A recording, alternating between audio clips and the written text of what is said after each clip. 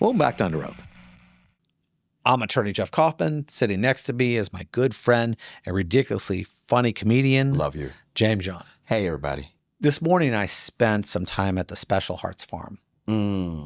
It's a place where special needs adults, when I say adults 18 and over, it's a farm and winter garden that allows these kids to have opportunities to work with animals, to learn some stuff, and basically be part of the world.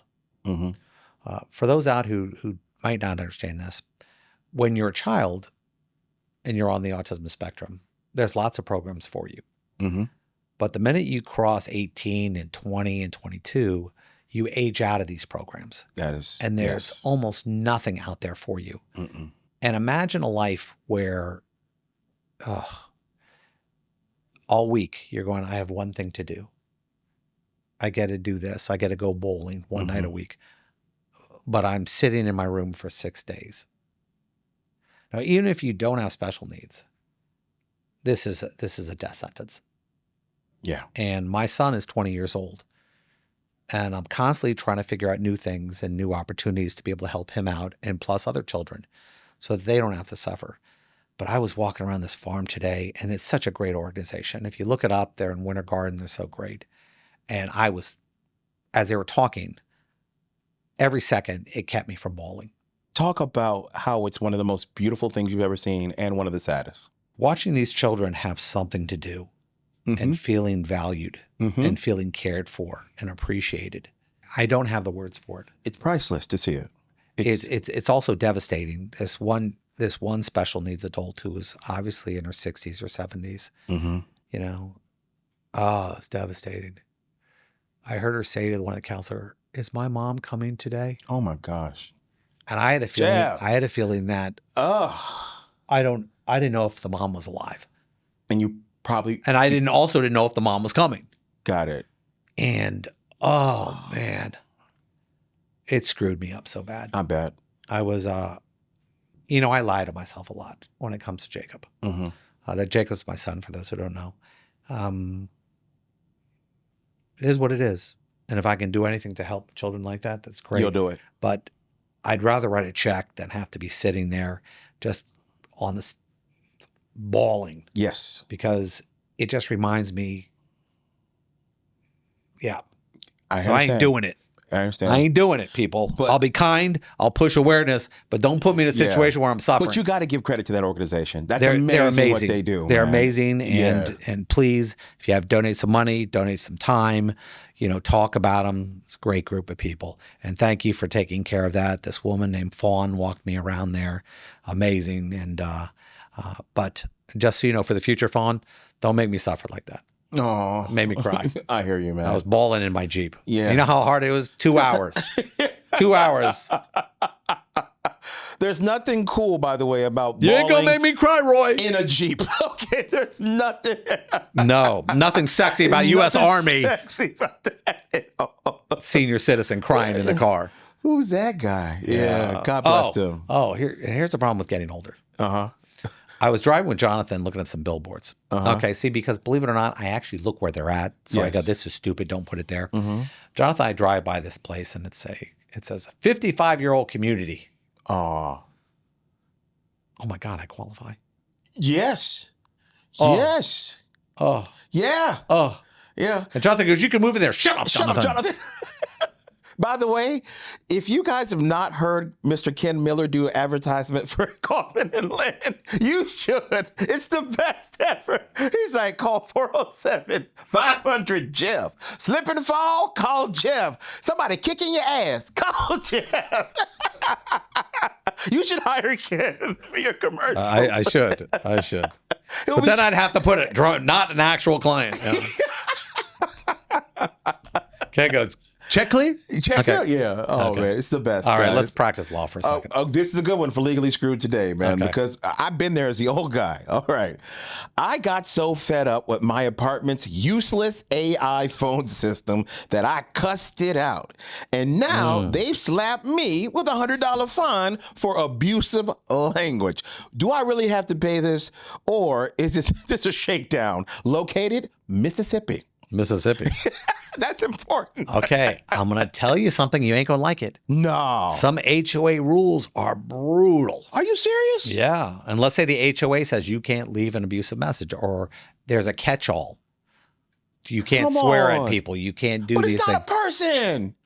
Somebody had to listen to it. I'm sure there's a message. You got me on a technicality. Yeah.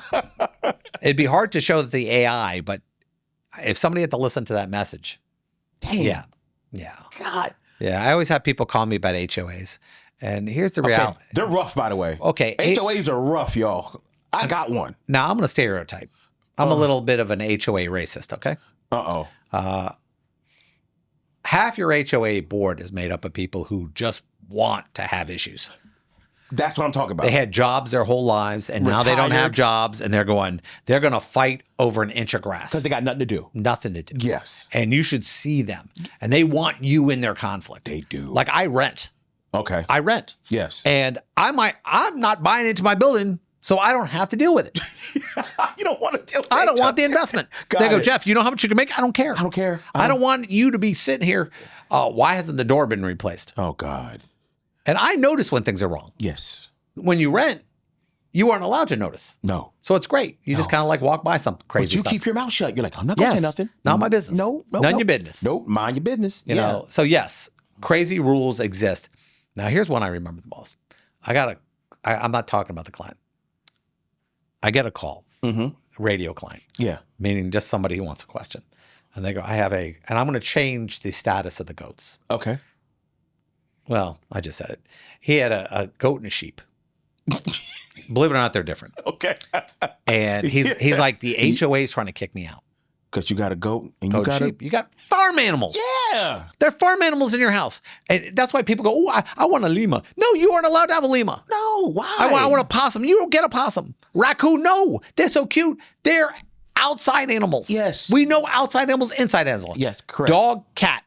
People go, what about hamsters? Okay, hamsters. Okay, I'll give what you about hamster. snake? Okay, we'll do that. Oh, God. All right. The weird ones we'll allow. Yes. But you're not allowed to Not a goat. No, not a goat, not a goat. sheep. No. And those things are loud. They are, You know? by the way. He's devastated. Is he? He is. Okay. He's devastated. This was a couple of years ago. And this is what a good attorney does. Okay. That's what a good attorney. And people go, Jeff, stop tooting your horn. I don't toot my horn half as much as I should. Facts. I don't do it. But this one, I was really proud of this one. Got it. Because it hit me in 2 seconds. Mm-hmm. I go, Can you tell us the name of the client? no, Could I guess? no, Old McDonald? no. All right. And I get up and I say, I get up in 2 seconds. I said, and I'm typing because I'm good. I can find anything. Yes. Call me Google. I'm on it. All right. I type this up and I go, here, I sent you a link. It's $200 to handle your situation. And he goes, what do you mean? I said, just look it up. Oh, God. A week later, he calls me back. He goes, yeah, they sent me an apology letter. They're going away and everything else like that. What? Wait. The goat and the sheep are now service animals. You cannot make a goat and a sheep. Oh, you can. Service? You can. What are they doing? They have Shetland ponies as service animals. You're kidding me. Nope. You can't walk around So the with that. goat and the Can you sheep walk around? are emotional support animals. So he can walk around with those now? Yep. A goat and a sheep. Emotional support animals. Emotional support support. animals. Yeah. Oh, my God. And I was so proud of this. You are and I'm embarrassed to say I was proud of I'm it. going to say it. You are what's wrong with the law. Yes. You are what's wrong. Every good lawyer is taught, here's a problem. How do I solve it? How do you solve it? God and I was bless you. thinking, well, I could fight these guys. I can go over. I said, but, and then it hit me. What are the limitations? There really are none. I mean, I guess they could say an elephant would be out of. They let a guy get on the plane with a peacock. They let that go through. Okay. Here's the deal. Yes. I don't really care anymore. That's I don't care if you bring your dog on. Uh-huh. I don't care about cats. I don't care anymore. The minute you see a cat on a leash, party's over. Yeah. The minute that happened, I'm going. Yeah, I know everything I We're need done. to know about you. If you got a cat on a leash. but here's the thing. Yeah. It's now normal. Yeah, it is. I accept our normal. That's Yeah. what I want to call it from now. Yeah. All the crazy crap is our normal. Mm-hmm. So when I see something now, I'm not even. Yes. Like somebody will come up to me and say something, and they'll be doing some weird thing, and I'll just go, "Hey, man, it's your thing." You know. And, That's where we're at now. and I grew up at a time where music changed so much and outfits changed. I mean, clothes were brutal. Yeah. I was a product of the 80s. Oh, man. I remember the 80s. There, clothes, you go, ooh, that's cool. Let me try the parachute pants. Let me put my hair up in one direction. Let me do this. Let me do that. Ooh, that's a blouse. Hey, it'll work. Yeah. You know, women's clothes. You didn't even think. Oh, that actually. Yeah. You know, I think I can rock that skirt. I mean, there was even a thought that you could get if you could get away with it. Yeah. You did it. The 80s single-handedly put a hole in the ozone with all the. And the thing about it was, we kind of were excited about doing something cool. We didn't do it to make a statement. Nah. We did it because we could get away with it. That's right. We knew we were wrong. Yeah. So you're telling me I can no longer curse out Alexa if somebody has to hear the message? Oh man, I get mad at Alexa. I know you do. I hate Alexa. The worst thing is this. Watch this. Everyone's, we're on the radio. Yeah. So every time I said the word Alexa, it pops up. Yeah. Or you say Amazon. Excellent. Someone answered Amazon now. Alexa, order peanut pads. Oh, wow. Alexa, your Alexa is now going to make some weird offers to you because I did that. It is because it's listening. Oh, my God. Oh, thank you, Alexa. I want you people to suffer as much as I have. We suffer a lot. I only use my Alexa for the most useless things. What's the temperature? What's the weather? The weather. Yeah, I love temperature. that. What's the weather? And when I want to be right about something. Oh, yeah. It solves arguments in my house. Yes, it does. When I don't know something, I just go, Alexa, what is 77 centimeters to inches? Correct. Because you know why? Because everything on the internet is metric. Yes, it is. So that's what I use my Alexa for. We'll be back in a few. Alexa. Welcome back to Under Oath. I'm Attorney Jeff Kaufman, sitting here with my law partner, Craig Lind. 30 years of law, 30 years of way too much chest hair, 3 years of a lot of things. No, I didn't used to wear shirts like this when we first met. Well, because you were I was all buttoned up. I used to have the suspenders. Well, you know why. I had the bow tie. You weren't big sexy back then. You were just kind of big. I was big country back then. Yeah, because he used to lift stuff. He still lifts stuff, but he lifts up faster than he used to. Yeah, that's true. He was all about the weight back then. He goes, what'd you lift today? Volkswagen. Yeah. Yeah, you can't do that your whole life. No. Your joints start to wear out on you. So But here's the thing. Got to ease back as you get older. Well, you're also getting injured in weird ways. Oh, really? You're going to bring that up? Yeah, I'm going to bring it up. This is I'm gonna bring it fodder up. for the show? Well, there should be. We sponsor a bowling league, not just like a team, but the whole league. So I normally have to go out to every one of these. I've gone to like 24 of them. Well, how many times have you they gone? come for you, No, Jeff. no, but how many times? Everyone wants to listen. You're very gregarious. Oh. Everyone loves meeting you. You think our fans know what gregarious means? You make an amazing first impression. People love you. They love you, Jeff. They're like your fans when you go there. I'm just kind of getting in the way when I go. Is this a thing for you now? What are you talking about? I can't, instead of arguing, I'm just going to give him compliments till he shuts up. Well, it's true. Like you think I fell off a turnip truck. You know it's true. No, I don't. No, you're using... They all want to see you. Everyone wants to see the big guy. Not funny. They go, hey, is Craig here? Funny. Is Craig here? I don't command audiences into my comic club to the tune of, what do they pay to see you, Jeff? I don't know. $20, $25? Sometimes. Yeah. Sometimes. Depends on who's paying to see I'm me. opening. Oh, they pay to see you. paying to see me. Oh, come on. Mr. Florida Health 2024? Was that right? Did I get the year? 2024? Yeah. You should see it. We got these pictures. Craig is brown. What was it's the name amazing. What was the tan stuff they put on you? Oh my goodness. Craig, they said, what color do you want? I would prefer mocha. Yeah, it was pretty dark. You were dark, man. You're the darkest guy from South Dakota I ever met. Yeah, they spray paint that stuff on. That is nothing. But let's get back to the serious injury, the bowling injury that you suffered. Isn't that sad? And he goes bowling without us. Without us. He went with his kid, which is a requirement, I guess. But we bowl every Wednesday night, which he's done one of these. But he says he should have lied to me and said, hey, I got hurt. I tripped over a stair. I should have. He got hurt bowling? And then I said, have you tried the other hand? I'm 6'2", 220 pounds. I work out 5-6 days a week minimum. And a 12-pound bowling ball kicked my ass. Oh, you roll with a 12? Well, yeah. The other ones are too light. What about my the bigger thumb ones? won't fit into the other one. The 16s? They didn't have 16s where I bowl. Was it Or maybe it was a 16. It was the heaviest one, now extra it's a large. 16. That's the story. I don't now? know. I don't know. I thought it was 12. It'll be a 25. It Next doesn't time you tell matter. the story. Hold on. The point is, a 25-pound ball. it was under 50 They pounds. custom made it for me because I'm so big. You're missing the point. The point is it was under 50 pounds and it kicked the crap out of me. That's embarrassing. Okay. Now, you know what's more embarrassing? Being a doctor and doing what this doctor did. A Florida doctor was indicted after prosecutors allege he removed a patient's liver instead of his spleen during surgery. Oh, my goodness. Oh, hold on. A liver instead of the spleen.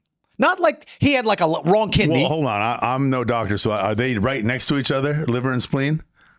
Can we chat GPT that? How about I'm willing to bet in the first year of med school, there's a test. They go, what is this organ? Are they even the same? Like, are they the same size? Are they approximately the same size? Is this a mistake that any hustling doctor, like, hey, I got 5 surgeries today, I just need to get through them all? Do you think that a prosecutor's office would indict you if it was really similar? We can't even sue people if it would be really similar. The truth is, you can get sued simply. What's the doctor's name? No, I'm not doing it. I can't. We got to. No, I can't. Well, it's a Florida doctor. Look it up. They'll go figure Google it out. Google it. All right. Well, they will. I'm not mentioning the But then doctor's they're going to name. leave our show to go do it. Okay, good. Which probably is mercifully Watch this. kind to them. Alexa, Florida doctor. Watch right now. Their Alexas are all going off. Everyone's Alexas are going off. Now they're going to get a bunch of penal doctors. Okay. Here's the deal. A lot of people don't realize medical malpractice requires you to have an expert to say that this doctor didn't ask reasonably. Oh, yeah. So that happens a lot. So people will come up to me at the gym, at the movies, wherever I am, and they think, you guys seem to think, and it's not your fault because you don't do it, so you wouldn't know, but it's not up to the attorney to determine whether or not you have a medical malpractice case, really. Right. It's really kind of up to the doctor. You have to have a doctor, same specialty, same field, look at everything that happened, and that doctor has to say, oh, yeah, this is a breach of the standard of care. If you don't have that, you can't bring a claim in Florida. Now, my stepfather's a doctor. I have a great appreciation for doctors. You know, he was one of the best hernia doctors on the planet for years. And he got sued every once in a while by somebody who said that he did wrong. He was never found responsible because they ruled that his actions are reasonable. Now, I don't like suing doctors, but let's give you a reason why.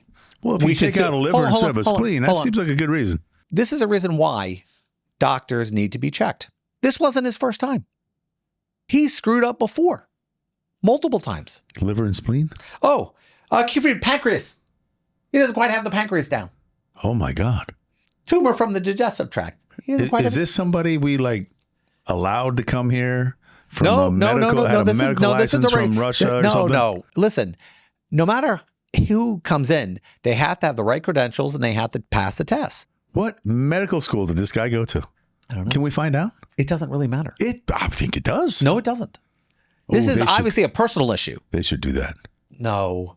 Because we could keep score all the medical schools in America. By their malpractice cases? Huh? Yeah. But you have to realize most of them didn't learn how to operate. They learned to operate in their residency. They have to go to a hospital and learn their trades. But this guy can't tell the difference between certain organs. Now, the argument here was, well, there's a lot of stuff going on. You mean a surgery? That was the actual argument? Yeah, there's a surgery. Now, he's being prosecuted criminally. Now, people don't realize how big that is, okay? Anytime a prosecutor can go, oh, that's a civil issue. You'll hear that police officers will not arrest somebody. Oh, it seems like a civil issue. They hate arresting They people. hate it. Prosecutors hate prosecuting cases. Like this. Yeah. Unless they have him dead to rights. Yeah, standard of proof, so much more difficult to determine. Did he try to hide it? Did he try to case. do these things? Now, I don't like suing doctors. It bothers me. But we've had cases where, they took out the wrong tooth. They did. Now, there are times that a doctor, for example, I had a foot issue and they had to cut something out. They marked the foot. They drew a circle on it. This foot. This foot. Big check mark or a star. I forgot what he did, but I was like going, why is he drawing on my leg? And I realized because people have done the wrong thing and they've been sued. And now the hospital says, hey, we're going to make it moron proof. We're trying Do not to operate on the foot without the star we're trying attached to make to it it. moron proof. And Look I think for it's the absolutely asterisk. stupid, but thank God lawyers exist. And people go, well, that's ridiculous, until somebody cuts out your liver by accident. Yeah. And I got bad news. You only got one of those. Could you imagine waking up and your liver's gone? What do you do when you don't have a liver? Well, the Do you non-functioning ones, you're on dialysis. Do you just have like a fake? Do they put like a fake one in? No, you're on dialysis. You have to be stuck to the machine. What, like every day? If you don't have a liver at all, probably. And the problem is this guy died. Oh, wow. What's interesting in the criminal world, we have a 3-strike rule in a lot of states. Can't we have that for medicine? I think we should have a 1-strike rule. No, maybe 1 you could say, oh, this was a problem. Liver, 2? spleen. 2? 3? I think 3 means you can't work no more. Yeah, there has to be a line, right? There is no line right now, though. You could continue to commit malpractice after malpractice after malpractice. It's like police officers who leave one place to go to another. If you're looking up your doctor and your doctor has 9 licenses in 9 states, it's not like being licensed as an attorney in a bunch of states. That is a red flag. Hold on, I don't know about that. He could be that good that he goes all over. True. You know, like there's certain plastic surgeons who do. It's really good or really bad, and you should probably figure out which of those it is before you go. I mean, the issue you're always going to hear, and this is, I think it's very important with medical malpractice cases. People die. Everyone dies. It's the one guarantee. I mean, is there any other guarantee in the world where they go, hey, you're going to die someday? No, I'm not. You're going to die. I don't care if you get frozen or anything else. You're going to die. So if you're in a hospital and your family is livid because you died, and it happens all the time, oh, he died. He shouldn't have died. He was looking really healthy. You die in surgeries. Your body really wasn't meant to go through that trauma. And sometimes you die, or sometimes your immune system is weak, or there's so many different reasons why. And that's why when you come to us, the first thing we do is we say, all right, let's get this over to our doctors, our experts. And we get it to some serious doctors, and they'll go, come on, Jeff, this happens. And we'll go, good. Yeah, and we tell them, hey, you don't have a case, but you have the right to go to somebody else. And every once in a while, there's some doctor who might be a lot more, let's say, lenient. We had a case, if I can share a little bit of the details, this will shock some of the people in the audience. We thought we had a great dental malpractice case, but we still have to go through the procedure. We still have to have another doctor in that field, in this case a dentist, sign off on it that they think that malpractice occurred. So we think we got this doctor dead to rights because the dentist told the oral surgeon, you need to pull this tooth. And he went to the oral surgeon, and the oral surgeon didn't pull that tooth. He pulled the one next to it. And we were actually, this is how is this not wrong? How is this not wrong? Like, begrudgingly, we go and get our own dentist. We know it's going to be malpractice, right? Well, no. As it turns out, the oral surgeon did take out the tooth next to the one that the dentist told him to take out. But the malpractice was the dentist told the oral surgeon the wrong tooth to take out. Had he taken out the tooth that the dentist told him to take out, that would have been malpractice. But then on both of their parts. But then it puts the oral surgeon caught the mistake from the dentist, fixed it, withdrew the correct tooth, and saved everybody a whole lot of time, effort, and money. You and I both know the one that we thought was the slam dunk, where somebody does something so egregious, you go, oh. Now, remember, we talked about that another doctor has to testify it's reasonable, that his conduct was unreasonable based on everyone else. I had a guy come to me, and his wife had surgery, and they left part of the scalpel in her. Oh, part of the surgical instrument. Yeah. I remember this one, yeah. And it caused her a huge amount of pain, everything else like that. And then they find out a month later that they left this piece in. She had to get a second surgery. It caused her a lot of rehab and everything else. And in my heart, I'm going, okay, we're solid. We go to our expert and tell us what the expert said. The expert actually said that happens so often that these medical instruments break that is not necessarily malpractice on the part of the doctor, that an instrument broke and he didn't realize it. At least immediately. We ended up turning it around a little bit because she went back a few times and complained. And what we did in that case is the malpractice was that you should have known that it's very common for these surgical instruments to break, and you didn't eliminate that first. So that we did get malpractice, but going around the mountain instead of through it. Now, we've done a lot of these. When I say a lot of these, I mean stupid amount of cases where we look at and we're going, okay, how did it play out in this other case? And that's what experience is. When you see something happen in another case. We had another case where a scalpel broke off, and we found out the scalpel was over 20 years old, and that the hospital should have taken it out of the system after, what was it, how many years? Was it 10 years? 10 years is the max. In Florida, the usable life of an instrument, like a surgical instrument, is 10 years. And the German company had said either was 7 to 10 with them. They said, listen, that's when you have to take it out. Yeah. So when we sued the German company over it and the hospital, the German company says, no, listen, they kept it in their system for 20 years. And then they destroyed the scalpel. Yeah.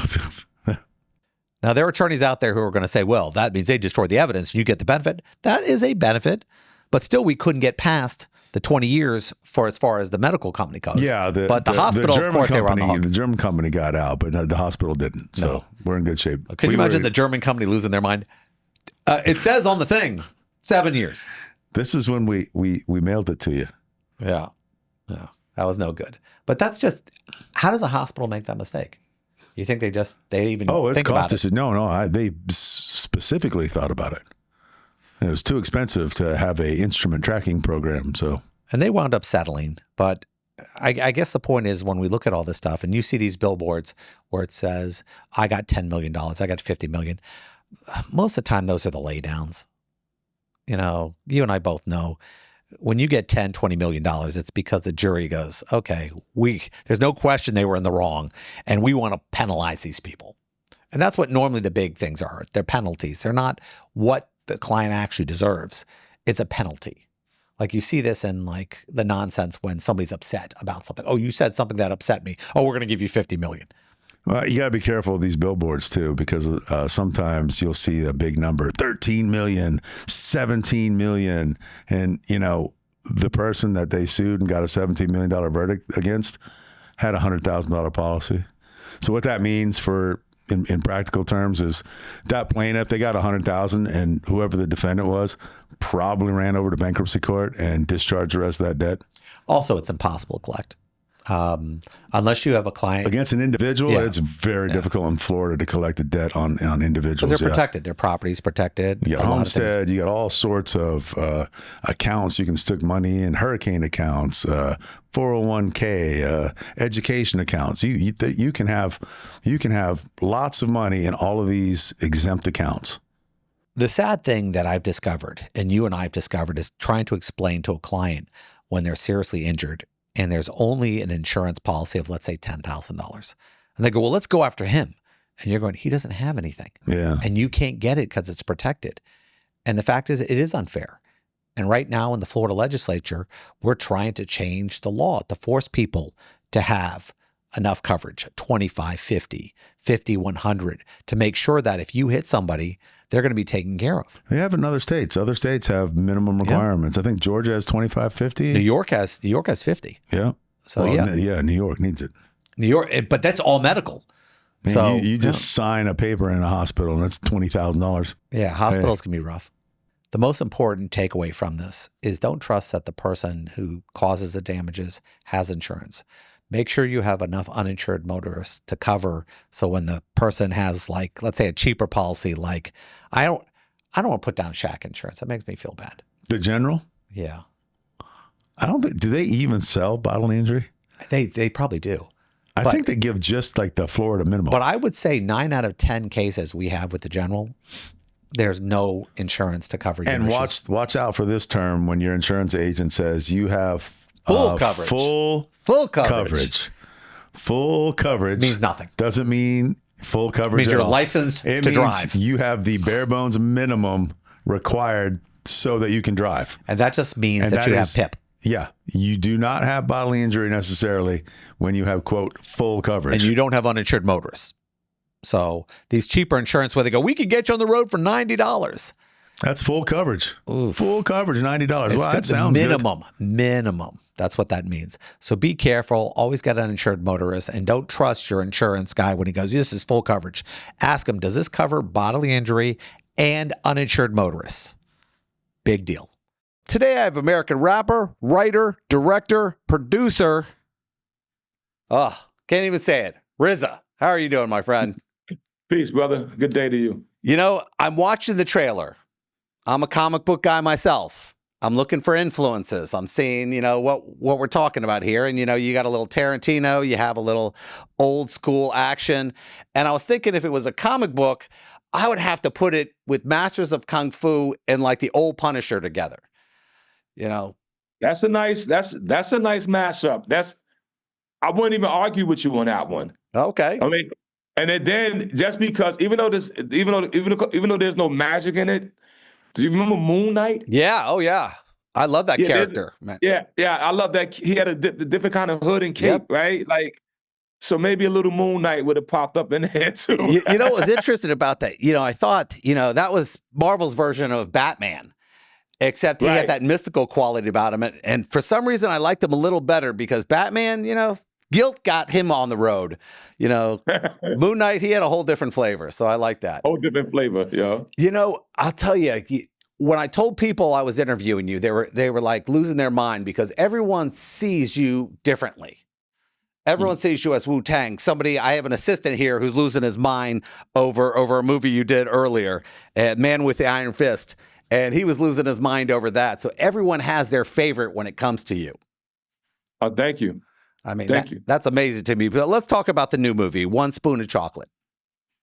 Yes, One Spoon of Chocolate. I mean, it follows an ex-military convict who is trying to get his life together, second chance, Yeah. And a second chance, he's trying to get his life together, but you got others who's blocking that, you know what I mean? He ends up in a town where they like to put you underground. You know what I mean? And so he has to figure out if he's going to stand up for justice or not. It stars Shamik Moore. This is my third Miles project. Morales. Yes, exactly. And I think this is a film where he becomes a man, in my opinion, because, he's been in Dope, he's been in Cutthroat City and other movies, and he always seems to play things young. I think he evolves into manhood in this film. Yeah. Hey, Paris Jackson does a solid job too. Oh, Paris Jackson is amazing, and quite frankly, she's special because she don't have to do this. Like most people that's in the arts are doing it for fame and money. She actually got it, and of course, and passion, right? But she's not doing it for those things. She's actually a real artist that wants to express art. And she came to set, brother, every day. If it was 6 a.m., she was there. She got in that makeup chair and she worked until we wrapped. And it was a joy to work with her. And she's really good in this film. Now, you're a director, but a lot of people, the leader of the Wu-Tang Clan. I mean, and I was thinking all last night about this interview. And I run a lot of people. I'm in charge of a lot of people. And I guess leadership is, I think, when I look at your career, is probably the most important quality. The ability to deal with so many alpha people and get this amazing product. What do you think the most important thing is when you're talking about being able to manage and bring all these people together? I think one of the most important qualities is that the leader should also, let's just use this analogy of a general or a king. The general should also be willing to get on the battlefield. Yeah. See, if you understand the battlefield, then you understand the soldier. You understand the private. You understand the lieutenant. You can understand each one of them because you've been one of them. So for me, do I understand what the MC wants? Yes, because I'm an MC. Do I understand the frustration of an artist when the label wants to tell you to put on a pink jacket, you want to wear blue? Yeah, because I'm an artist. Yeah. You know what I mean? I understand all those things because I've been each one of them. And I think that a leader, should always start or know how to humble himself.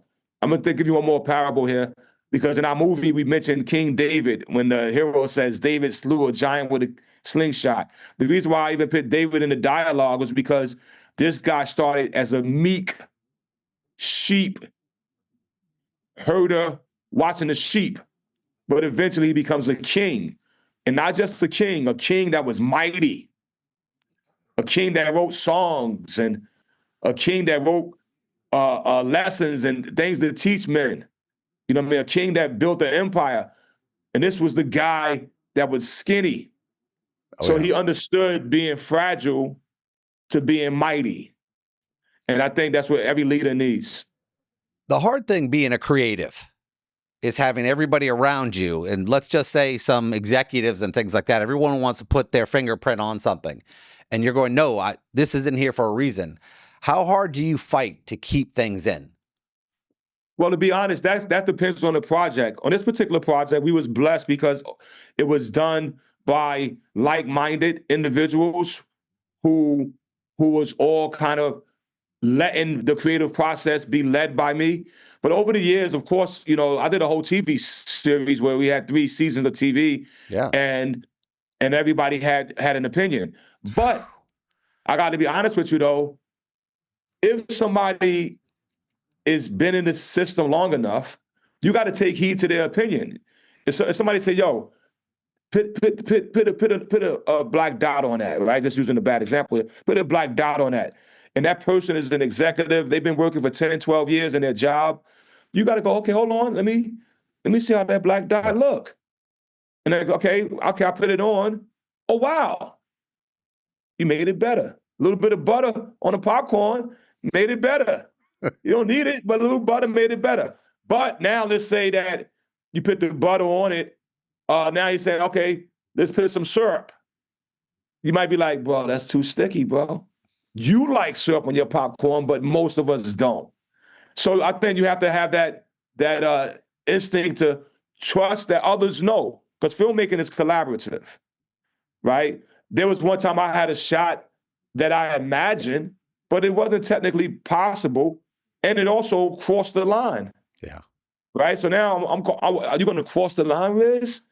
And the DP was right. I shouldn't have. Don't cross the line on that scene. But then there was a time when the DP was wrong. I was like, yeah, cross the line, bro. Don't worry about that right now.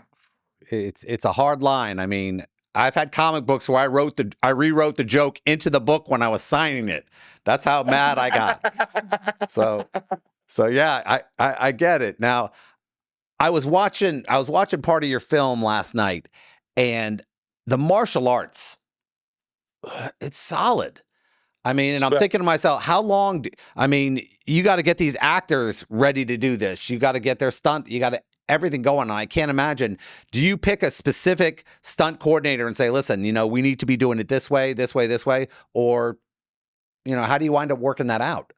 Yeah, I was blessed. My stunt coordinator, his name was Maurice Crump, and he had a partner called Jason Crooms. So Maurice, I known him for years. He trained Chadwick to be the Black Panther. I always wanted to give him an opportunity. He actually was my stuntman on Man with the Iron Fist. He was my stuntman.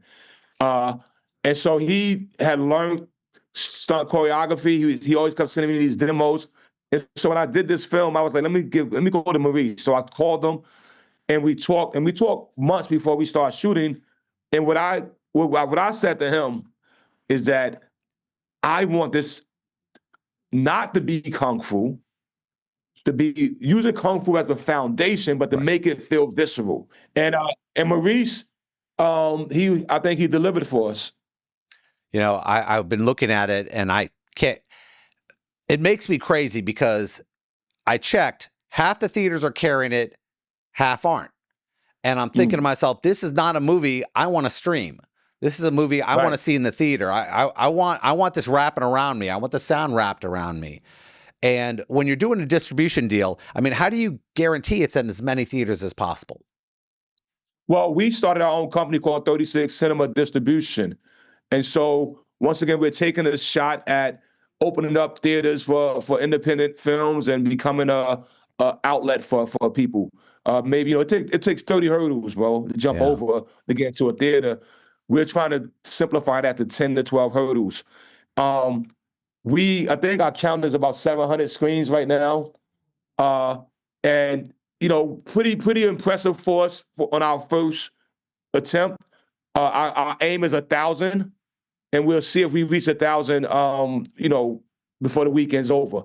But in order for that to happen, I do need the fans and the people and your listeners and my listeners to go check out this film.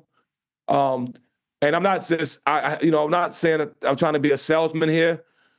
The film is a cinematic experience, bro. You will feel everything you're supposed to get from a movie. You will be scared. You'll get angry. Ladies been crying. Like, you know what I mean? People been smiling. It's full of it. It's made for that cinematic experience. And I feel like we really deliver it. And I love when somebody has a vision and they get to do what they love. And people always ask me, do you love what you do? I said, the more money you need to make, the less you're going to like it.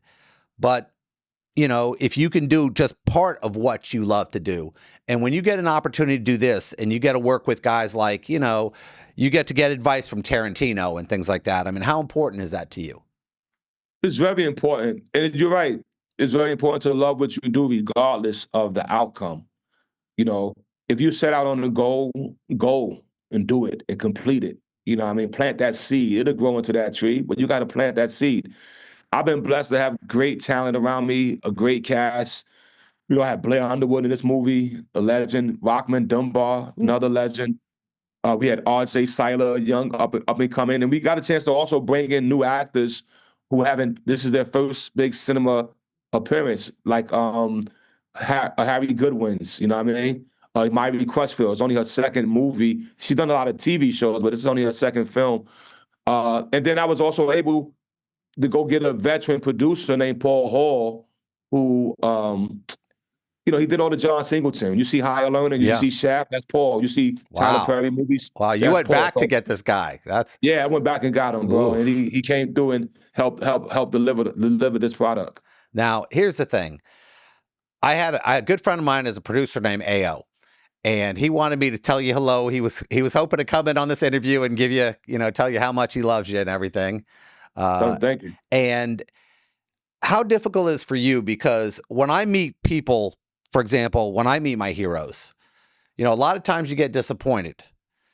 How tough is it for you when you meet somebody to let them, and they come up to you, oh, you're my favorite ever, to make sure you give them that experience?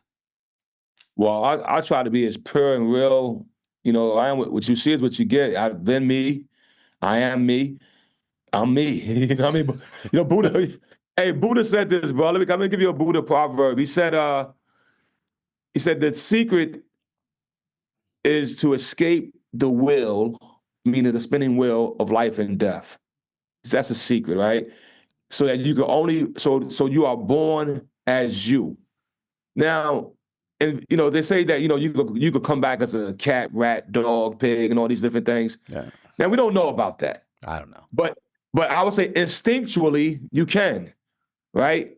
You can have the personality of all these different things. But once you find yourself, stay yourself and be yourself and never forget yourself. And if you can do that, no matter who you run across, bro, they're going to be meeting you. Well, I appreciate all that. I have less than a minute left, but I did want to get something in. I think it's important for writers, producers, directors like you to be able to get, let's just say, a comic book series like Milestone used to do, and to be able to get that out to kids. Because I can tell you, when I'm at Comic-Con, for example, the only character I see for Black kids are Black Panther and Miles Morales. They need more than that. And if you could make that happen, that'd be great. I'll put some energy towards that. And I thank you for even suggesting that. Maybe our character, Unique, can be a vengeful superhero. I try to run it through Image. They probably would do it. Okay. I got my buddy Abazar sitting over here. We're gonna take that advice. You wanna say hi, Abazar? Hey, what's going on? How are you? How you doing, man? All right, I know you got somebody following me, but it's been a pleasure talking to you, and you inspire me and so many other people, so I appreciate it. Thank you, brothers. Thank you for this interview. It's been a pleasure as well. Peace. That wraps up today's show. I'm attorney Jeff Kaufman. Thanks for joining us. Special thanks to my two co-hosts, my good friend, professional comedian James John, and my law partner, Craig Lind. This show is sponsored by Coppin Lind. If you or someone you know has been in an accident, contact us at 407-500-JEFF or 407-500-5333 for a free consultation, or visit us at whenyouneedus.com.